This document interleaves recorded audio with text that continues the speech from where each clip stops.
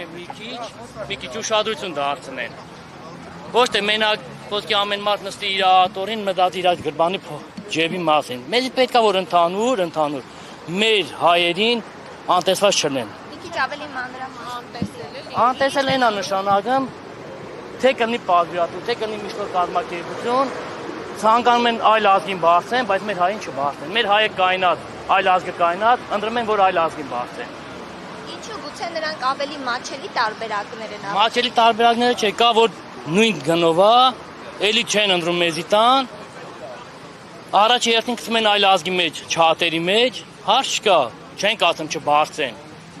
Թող բարձեն են դեպքում բարձեն, մի օր գցեն մեր չաթերի մեջ այդ բեռները, տենան չկան որ գցեն ուրիշ ազգի չաթերի մեջ։ Որ սա ասել մենք հասկանում ենք, մենք չենք ասում որ չբարձեն, թող բարձեն, բայց առաջնահերթին թող ընտրեն մեր մեքենաներին։ Քան ժամանակ է խնդիրը։ Այս երկար ժամանակ է։ Նոր չի էլ, Դիմել պատկան մարմիններից ովքեր են։ այս մի տարի է էլ նամակով, էլ հավաքվելով, էլ նստել խոսալով ու ոչ մի արդյունք չենք տեսել։ Մեր միրգը սկարապորտով հետում կայնում ենք Վրաստան,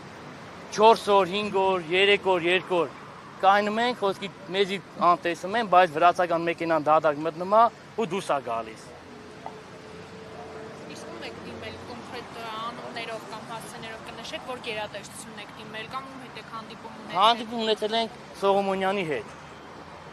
Ասել են մենք այդ հարցին լուծում կտանք, ու իջևս մի տարուց ավել է հարցին լուծում չենք տեսել։ Սողոմոնյանն ով է։ Տրանսպորտի փոխնախարարը։ Տարածքային